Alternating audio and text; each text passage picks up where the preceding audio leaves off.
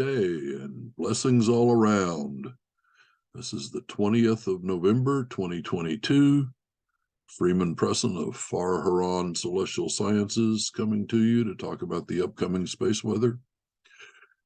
Those who know me realize that I like to find neglected angles and buried treasure that possibly other people don't talk about so much. But with the what's upcoming now, I'm going to end up doing both. We are in a transit right now that doesn't, in my opinion, get enough attention, and that is Mercury conjunct Venus. The conjunction is already exact and will be for a while. Now, what Mercury and Venus together, all of the traditional and modern sources talk about men and women being in harmony, and they also talk about, well, the sweet words that can pass back and forth because, you know, Mercury sweetness, Venus love and harmony and beauty, and that's the core of it. That's great. There are also you know, like everybody from Vettius Valens to Ren Butler talked about the dangers of this interaction being superficial and, you know, flattery and you know, casual flirtation that you don't really mean and so on. And those are certainly things to watch out for. Vettius Valens, I'm going to quote at length, actually says, Venus and Mercury are in harmony. They make men sociable and gracious. Men means people, of course. Gregarious and hedonistic, paying attention to education and sensibility, receiving honors and gifts. Well, who doesn't like a nice gift, right? For those of mediocre fortune, these stars bring about the receiving of goods, selling and exchanges, and they bring a base livelihood. These stars make men unsteady and fickle with respect to women, changeable in their agreements with them. And that's all he had to say about it. Valens, I'm a little disappointed in you, okay? I mean, not generally. I have, like a lot of other astrologers, started reading this book that apparently doesn't appear with my screen background, the edition of Vettius Valens, translated by Mark T. Riley and edited and with many, many, many chart examples by Chris Brennan. And like everyone else, I've found that, oh, it's actually much easier to read this with all the chart examples and so on. So it's a wonderful thing. Valens is a very rich source, even though I think he kind of dropped the ball on Mercury and Venus there. Ren Butler talked about this conjunction, or this, you know, actually, I think he's talking about any aspect of Venus and Mercury, but definitely the conjunction gives rise to a gracious and charming way of communicating, but also skipping a bit, but also tendencies toward vanity and conceit. Well, yes, I'm sure those are things to watch out for. You should always watch out for your tendencies toward vanity and conceit. Thank you very much for explaining that to us, huh? Now, so here we are. We are already at the end of Scorpio season, and a lot of us are going, where did it go? Where did it go? Where did autumn go? I didn't take enough advantage of autumn, and here it is about to be Sagittarius season and take that big turn toward winter in the northern hemisphere, or summer down under. And really, that's one season that always seems fast to me. I don't know if you have a different favorite season to let get away from you, but well, here we are. In 2 days, on the 22nd, we're going to find the sun enters Sagittarius and joins with the exactly conjunct Mercury and Venus that are there waiting for him. The light dawns on the conjunction. This conjunction does indeed have to do with love and flirtation, and sweet words to partners and so on. But there's another aspect to it that doesn't get much attention in the astrological literature, but Mercury and Venus form the hermaphrodite. This is esoteric alchemical material rather than from mythology that we're more familiar with. But Mercury and Venus did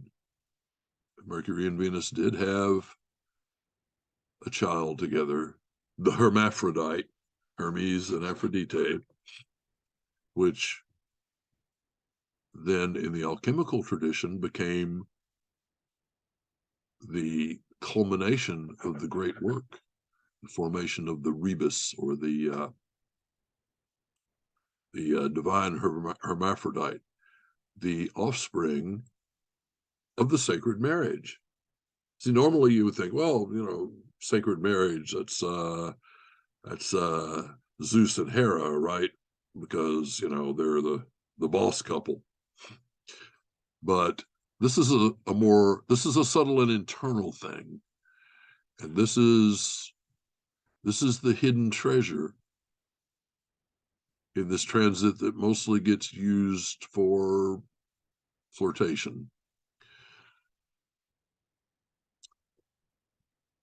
So on the 22nd is still an outstanding election time for finally getting around to talking with that crush you're developing, or person you think might be a new romantic interest.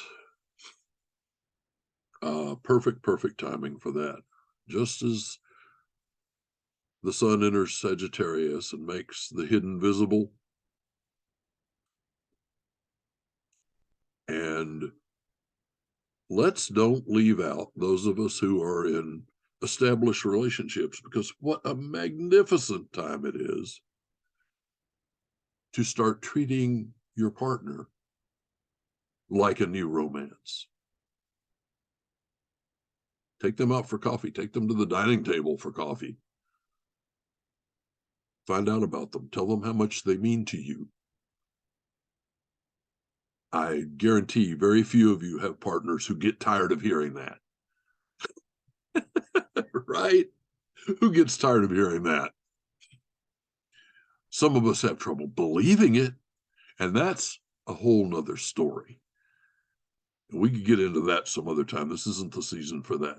This is the season for actually reaching out and telling the people you care about, and they don't have to be romantic interests either. This could be any kind of a partner. Let the people you care about know. Let them know what they mean to you. You don't have to be my age to be aware that you're not going to be here forever, right? So get out there and do it. And right after that, in fact, the day after that, we have the new moon in the 2nd degree of Sagittarius, and still Mercury and Venus are still conjunct at that point. What a brilliant time to start a partnership or an enterprise like an astrology practice. Too bad I'm not just starting out. I would use this for an election, because for any kind of enterprise where you're doing one-on-one consultation or some kind of one-on-one service, this is absolutely brilliant. You've got the new moon, the Venus and Mercury, and at the same time, Jupiter, um, Jupiter is stationing direct in Pisces. So you have extremely dignified Jupiter standing up and being noticed.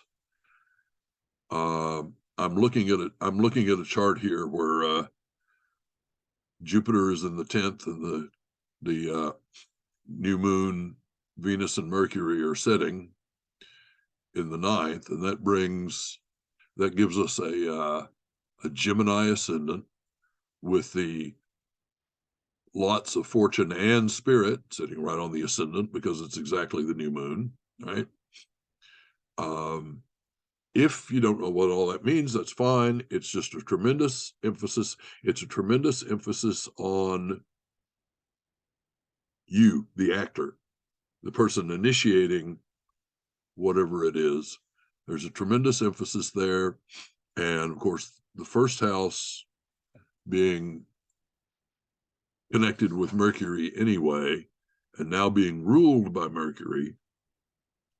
Oh, this is just rich. You should use this for something. Now you have to watch out for Mars is still over there, retrograde in Gemini, and Mars will throw monkey wrenches if you let him.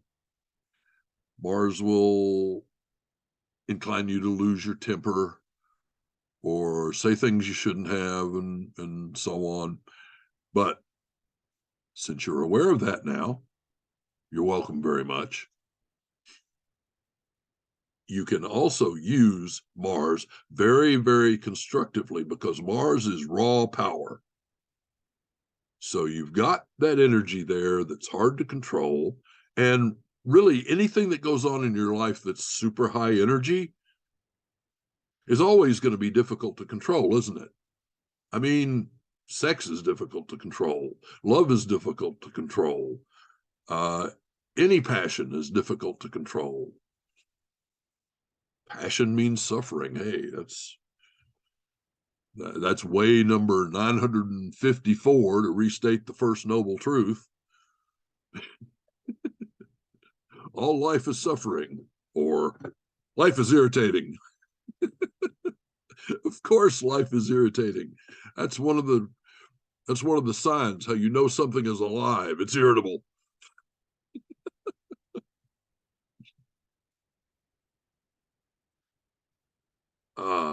We've got when Jupiter stations, it's going to start moving away from that conjunction with Neptune. Neptune's been up there sowing confusion or inspiration, depending. If you're ready and willing to hear it, Neptune is a great source of blasts from the beyond. But when you're not expecting them or you're not prepared for them, the blast from beyond usually sounds like or feels like uttermost confusion. Craziness. Craziness. It doesn't have to be. But at any rate, this is on the 23rd. That's 5:02 and 2 seconds where I live in Birmingham, Alabama, where the exact Jupiter station. Jupiter and Neptune are now moving apart from each other. Neptune, of course, slowly, but Neptune is retrograding into the lower degrees of Pisces, and Neptune is gearing up to move into Aries. That everybody's been talking about, and maybe I will too. I don't know. So this is really fantastic, and this is the day before Thanksgiving here in the United States. It's just an absolutely amazing transit.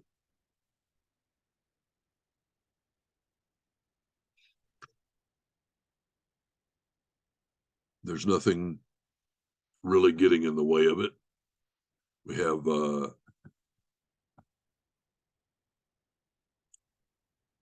Saturn's still in Aquarius, the traditional and only ruler of Aquarius. At this moment where I am, that's in the 9th house, which is very interesting. The house inclining toward spirituality, remote travel, and higher education.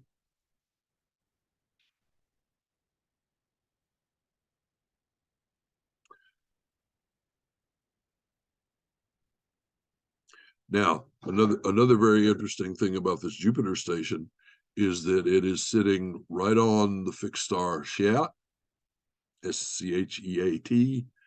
I did not look up how to pronounce it. I may end up being ashamed of myself for my pronunciation, but I'm going to call it Scheat and move on with it. But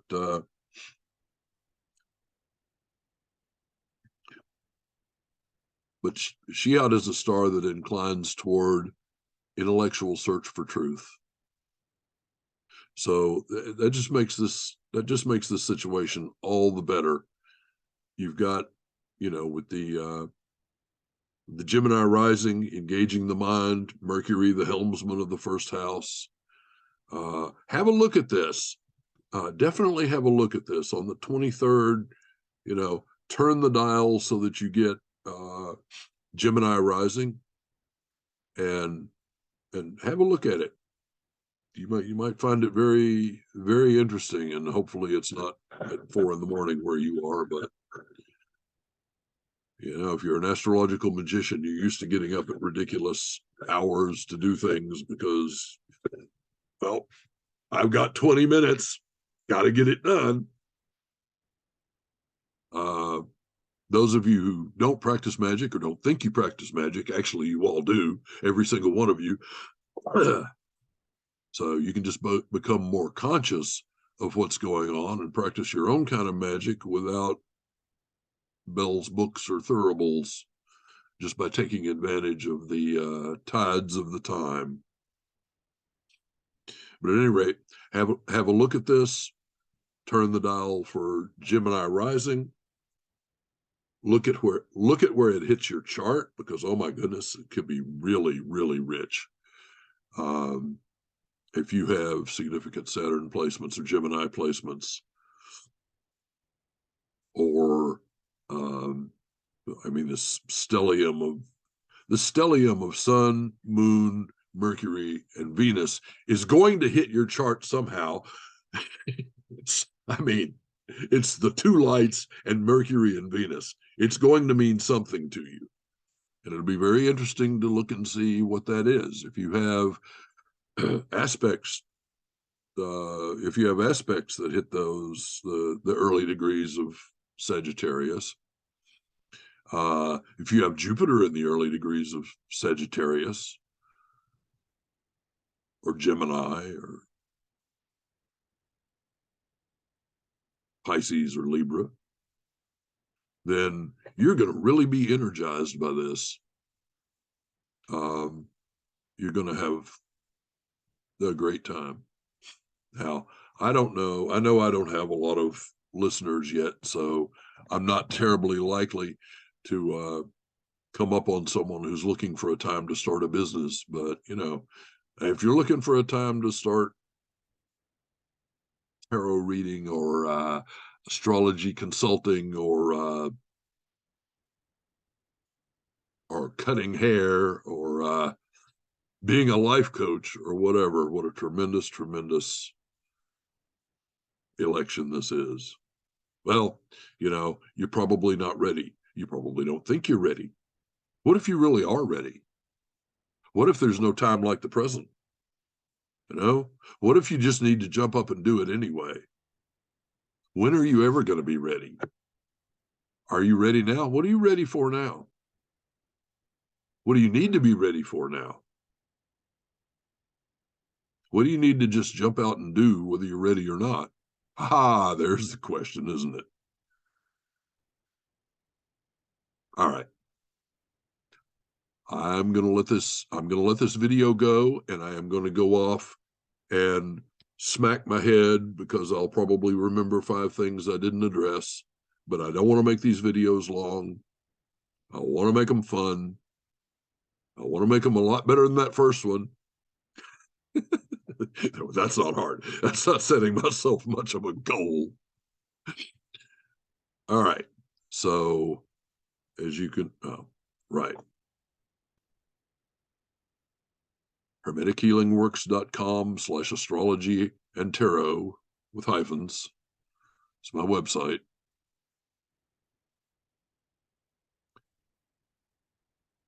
I am available for Zoom consultations.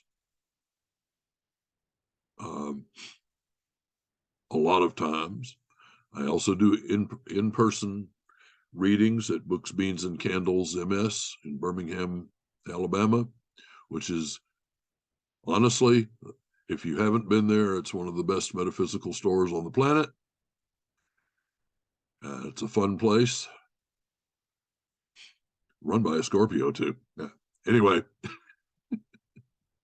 And who doesn't like Scorpios? We rag on Scorpios. We also love them. Don't forget that. If you don't have at least one really, really good friend who's a Scorpio, then you've missed out. Okay, you've missed out on a lot of irritation too. You know, life is irritating, remember? All right, so blessings all around, and let's go get after it.